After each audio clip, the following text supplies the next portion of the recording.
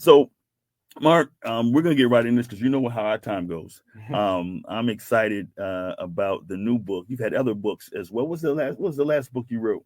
The last books were all on business credit. Business credit. That's right. And so you just came here for so many years with different areas in finances, different areas in telling people how to manage their money, how to maximize it, even during the time of COVID and Right. everything like that, and showed them how people how to maximize some of the loans and what to do and what not to do, all of Mhm. that. Now here you are talking about billion-dollar family trust. Yeah. Okay, sustainable multi-generational wealth. Yeah. Okay, let's get right into this and talk about what you're saying here because people are saying $1 billion. They Mhm. billion with a B. Right. You hear it on TV a lot, but they don't even hear it in their own households and families. Absolutely. And so, first, let me say thank you for having me. I really appreciate it. It's always great to come back Always, to the man, show. always. Always great to see you. Mhm. We're excited about this book. Why did we write $1 billion Family Trust? And what's the billion about? First of all, most people don't associate themselves in $1 billion in the same Absolutely, sentence, right. right? Um, we see this concept of money as much larger than ourselves. Okay. What we're trying to do is make people understand that growing wealth Mhm. and your family having wealth, because this next century is going to be the century of families who are determined to Mhm. having inexhaustible wealth, right? Okay. Having Mhm. inexhaustible income. Okay. And so when I use that word wealth, I'm not talking about just having a lot of money. Money, right? Okay. I define wealth as you having an inexhaustible income that meets all of your needs, Hmm. most of your wants, and allows you to leave a financial legacy for the next generation. Okay. Good. Okay. If that's not what you have, then you in effect don't really have wealth. You may have riches, Right. you may have a lot of stuff, you Hmm. may have houses, cars, Right. money in the bank, and this, that, and the third. But there's an old saying, 3 generations shirt sleeves to shirt sleeves. Okay. It means Explain you that. Yeah. start out poor, Okay. you figure out how to make some money, you get rich. When you pass, you leave it to your kids. It lasts your kids' generation and your grandkids' generation until somebody messes it up because they don't really know how to Hmm. grow money Right. and what have you. Right. And then you're poor again Okay. and you Wow. start all over again. Hmm. But if we really look at some families in America, Hmm. it is true in 90% of cases, Hmm. 3 generations shirt sleeves to shirt sleeves. Okay. But there's some other families Mhm. that because they put systems in place, Come on. they Okay. put documents in place, they put in place that you could live off the fruit, you could live off the interest off of the assets, Hmm. but you couldn't touch the assets themselves. Hmm. There will be no shirt sleeves or shirt sleeves Okay. because you can't run out of money Hmm. because you can't touch the tree. Well, when I read a book called "The Millionaire Next Door," Yes. one of the things that it said that was key was that the generation that came after that. Now, the first generation worked, saved, maximized it, Right. but the next generation that came out of that, and one of their concepts was that, oh, yeah, I don't want my kids to have to go through that. Right. But what they had went through is what allowed them to be able to make the wealth in the first place, right? But what you're saying in a different situation, because then they didn't pass on the information.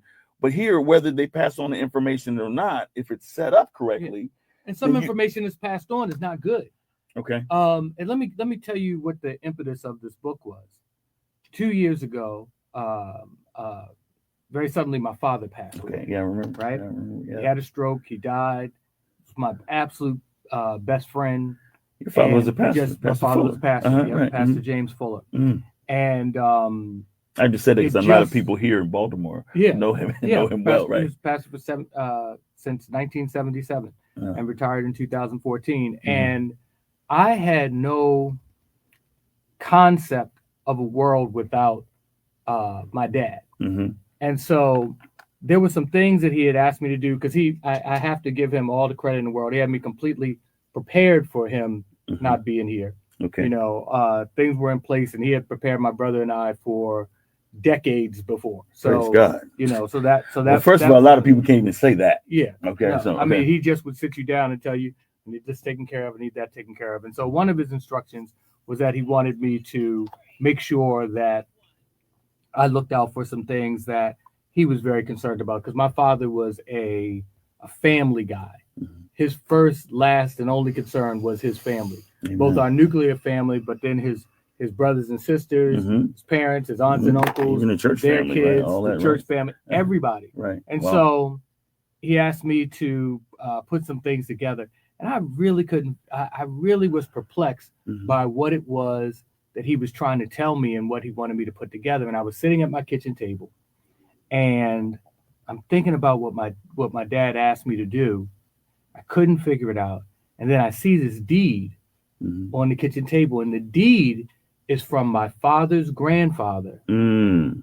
where he deeded his land to his grandchildren, my father and his 10 brothers and sisters. Okay.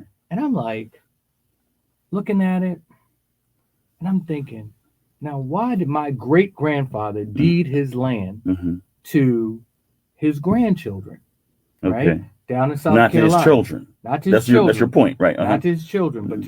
to his grandchildren. And he had multiple children. So my grandfather was not his only child, Okay. right? Mhm. And so I looked at that, and some of the grandchildren he was deeding this land to hadn't even been born yet, Oh wow. right? Wow. So I looked at this and I said, oh, I get it. Mhm. And that's where this book came from. My great grandfather deeded his land to his grandchildren because having been born in the 1800s, Mhm. he knows at this point he knows what he knows and what he doesn't know. Mhm. And he knows this land could be something more, Mhm. this can grow to something more, but I don't know how to make it Right. more than the farm that Right. it is, and this, that, and the third. I've met my children, they're grown, they're having children. I can see what they know for this time, and I know that they don't know. Hmm. So I am going to use the agency of time, which is our most precious asset, Come on. right? Yep. Not money, Right. time. Right. Because if I tell you, Mike, I'll give you $10 million, you say, hey, Mark, I'll take it. Mhm. But if I say, Mike, I'll give you $10 million, but you got to die tomorrow, Right. you Right. say, No, no, go ahead and keep your money, it. bro. Keep it. Right. You know, time is more precious than Mhm. money. Mhm. He decided to use time to his advantage. Mhm. And my great grandfather said, if I can take time and maybe down the line, when they're adults, they'll know something that I don't know. Right. The world will be different, and Come on. they'll have a different opportunity than we have. And so Powerful. that inspired me to take some capital and look at maybe I can take some money and using the agency of time, grow it into the type of money Mhm. that really makes a difference and really can support a family. My goodness. And so we're not talking about $1 million because, you know, if you take $1 million at $1,000 a day, Mhm. you know, you'd be out of money in less than 30 years. Wow. If you Mhm. take $1 billion at $1,000 a day, you won't run out of money for 2,700 years. Okay. You've already done the math, huh? Yeah. Right? So $1 billion is a different number. And so I looked and I put at that time I was working with $15,000. I said, I'm gonna take $15,000. I'm gonna set it in S&P 500. It returns 10.5% a year on average over the life of that index. Mhm. And that's the S&P 500, by the way, is the 500 Mhm. wealthiest companies on the stock exchange. Right. And I saw that $15,000 becomes $355 million sitting for 100 years, Wow. right? And so then you think about what type of interest can you get off of $355 million perpetually, year after year after year, Mhm. that could then be that inexhaustible income My goodness. to your family. Right. And you figure at 5%, you're talking 17 million plus a year. Mhm. And so I said, wait a minute. Just from 15,000. Yeah, just from 15,000. Not Right. ever putting another nickel Mhm. in that account. And understand something. Other cultures operate from 100-year plans. Their idea is that when we get ourselves out, we're going to be out, Okay. right? Right. Mhm. They understand the hardship that they're in at the time that they're in it, right? Okay. Right. Take Japan, for instance. Right. We dropped 2 bombs on Japan. right? Mm-hmm. Destroyed their country. They came up with a 100-year plan to get themselves back to a world power and an economic force. Right. Because they decided to build a 100-year plan to get themselves back, they were back in 40 years. Wow. They were a world power. So it was a 100-year plan, but they were back in 40. They were back in 40 right, years. Right. Because sometimes, and this is what I need our people to understand, sometimes you're not getting the result because you're not even having the conversation. Right. You're not, the conversation of how wealth is to be built, what we're going to do it. And I would submit this. I would submit that many families in America they've literally gotten what they've invested in. Mm-hmm. They are where they set out to be. Families like mine, right, that lived in the rural South, decided to move to the North. Mm-hmm. Part of my family moved to Baltimore. Part of my family moved to the Bronx. Mm-hmm. Decided that the way out was getting everybody educated. Mm-hmm. Everybody becomes educated. Everybody becomes a professional. Everybody becomes a homeowner. Everybody has a degree or multiple degrees and all those things. Right. Well, that was the mindset, especially at that time for everybody. Yeah, right. Well, okay. At this time, not at that time. And still, like that was the plan. Mm-hmm. We've executed on that plan. When my grandfather, right, my father's father, when he passed in 2009, he was born in 1915. Mm-hmm. When he passed in 2009, he had 98 grandkids, great-grandkids, great-great-grandkids, right? Okay, right. Now there's probably 120 of us or so, right? Educated, all those grandkids, homeowners, stable, their kids are stable, everybody. The plan worked. My grandfather was on that farm in South Carolina, right? Right. Mm-hmm. There was no plan for us to get wealthy. There was a plan for us to get educated. There was a plan for us to get stable. We have, doctors, engineers, people in finance, nurses, everything you can name under sun, and tons of pastors. Okay, right. And and that was part of the plan to at least get them to that. And so I want people to understand that when they look at their own families, understand that the plan that we've been trying to execute, the plan that was formed in South Carolina, the plan that was formed in Georgia, the plan that was formed in Florida, we've executed on, but that's a plan for another age. So we'll be just as successful in executing a plan to get our families to wealth.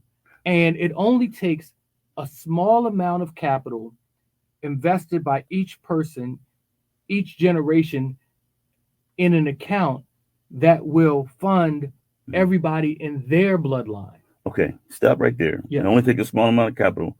Somebody may not be able to finish this. They're watching it. They're hearing it on the radio. How can they understand that this is in the book and they want to get a hold of this? Let's give them the information and go right back to that. Absolutely. So there's two ways to get this book, $1 Billion Family Trust. One is to go on Amazon and you can buy it there. Book is $29.95. You can go on Amazon and get a copy there. If you want a personal signed copy, all you have to do is send me an email at mark@managerofwealthllc.com. Mark, M-A-R-K, at managerofwealthllc.com. Okay. And send me an email with your address, and you can cash at me at MOW LLC. That's for Manager of Wealth LLC.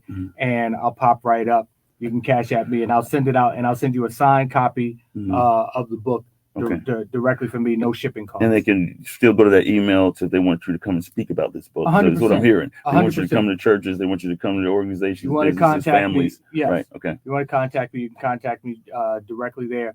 I'm on Facebook, Instagram, all under Manager of Wealth. Okay. This is we have to make our minds up that we are going to become who we need to become on purpose, so we can do what we need to do, so we can have what we want to have. Okay.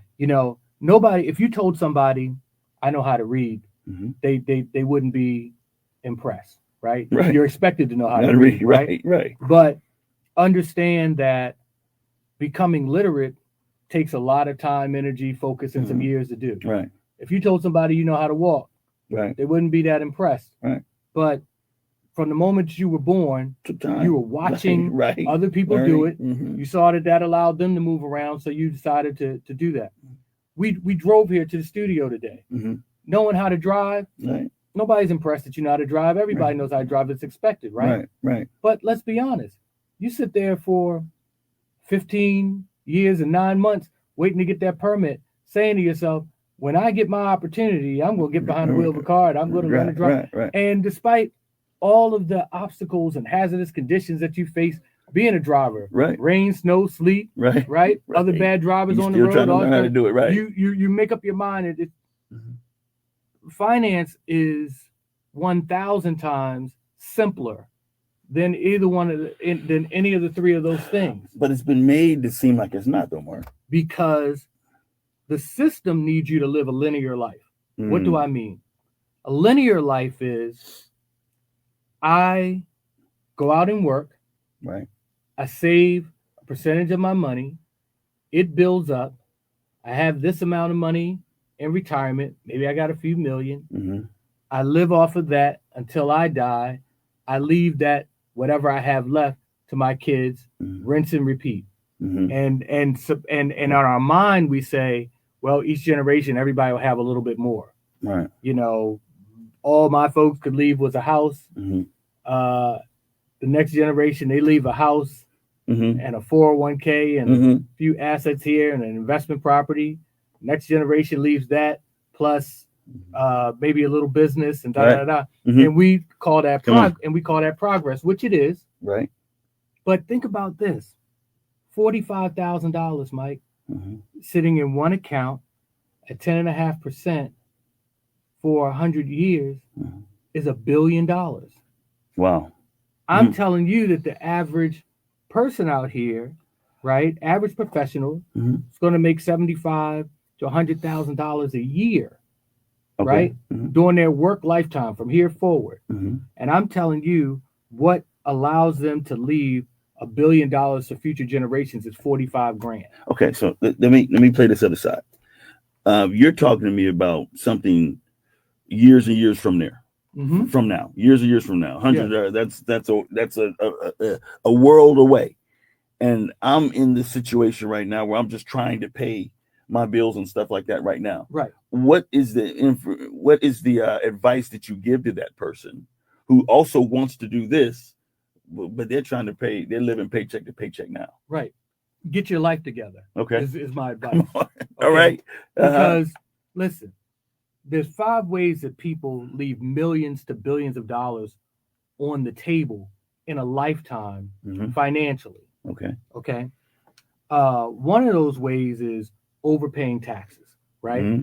Most people do not hire the right person to figure out how they can absolutely maximize reducing their taxes. So they're giving away thousands and tens of thousands and hundreds of thousands of dollars of their business owners in taxes they didn't need to pay that should be in their investment accounts. Right. You're not saying don't pay taxes. No. You're saying don't pay. I'm saying there are so many rules that are in your benefit in the tax system, but people are paying tax preparers when they really need tax advisors. They really need to know what to do before the tax year, not just give somebody documents when it's too late to do anything about what happened that year so they can get the write downs. Okay. And it's happening from the person going to work every day as a W-2 employee all the way up to your multi-million-dollar business owners. I watched Myron Golden say a guy was at one of his seminars, a billionaire. He was listening to Myron Golden talk, and he was talking about how much money he was making, and then he was saying how much he was paying in taxes. And this guy leaned over to Myron Golden's daughter and said, "Your father's such a nice man. It's such a shame that it's such a shame he doesn't know that he shouldn't be paying taxes." And he was like, "What are you talking about?"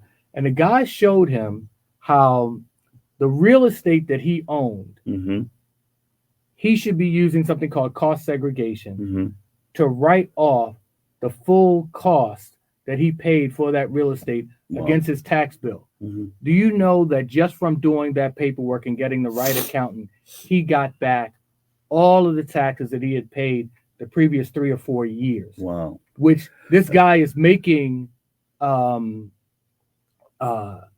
tens of millions of dollars a Mhm. year Mm-hmm.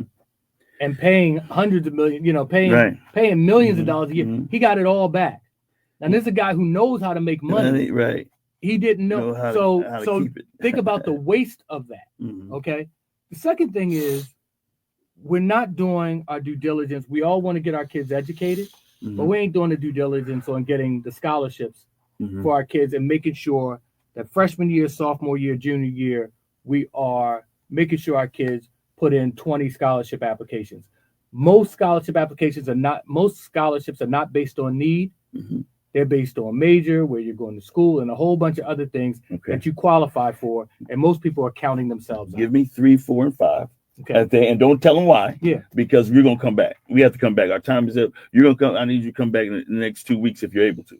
We'll 3 see. is equity management. Okay. The money that is in our real estate, and understand that a third of all real estate in this country is paid off. That equity is sitting there, and that equity should be out of that property in an investment account, building up millions and millions, if not billions of dollars. 4. 4 is learning to use credit to make money. Mhm. Making money, not knowing how to make money with money, will keep you poor. Right. And last is not having a plan, starting with the end in mind.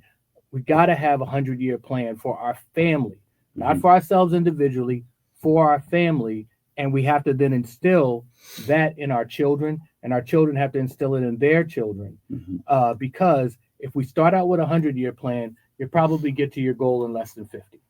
Listen, what you all need to do is tune in these upcoming weeks. That was the intro for the $1 Billion Family Trust. We're going to just put it that way. That was the intro. There was no way you could do that in just one show. So you're going to need to come back and hear the answers to the rest of the things that you need to do, and more about, because we're going to get into the book and look at some key points that are in the book as well. Okay, please. Mark Fuller's coming back. Get ready. All right. Take care. Take care. Amen. Give a couple more words real quick. You got about 30 seconds, 40 seconds to these people right here.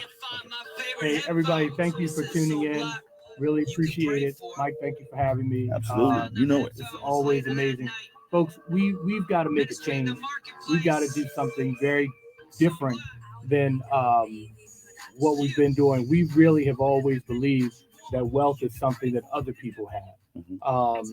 And everything is available to us. We have everything that we need to build wealth in our families. This next century is a century of wealth building in families, particularly in our families. So please grab this book. There's so much detail in it. And also, if you send me an email, I'll send you a recording of a 2-hour lecture that we did on this, with the PowerPoint that actually breaks down a lot of points in the book as well. Nice. This stuff is phenomenal. We got to get this information into our families so that folks know how to get where we're really claiming that we're trying to go to. Because a lot of us claim that we're trying to build wealth, and we're talking this generational wealth stuff, but I'm talking multi-generational wealth. The type of money does not run out. It goes from generation to generation to generation, where your family can live off the interest. They can live off the fruit off the tree, so they don't have to cut the tree down. Cut the tree down. And All that's right. the most important. That's the most important thing. So thank you, Mike. We really Praise appreciate it.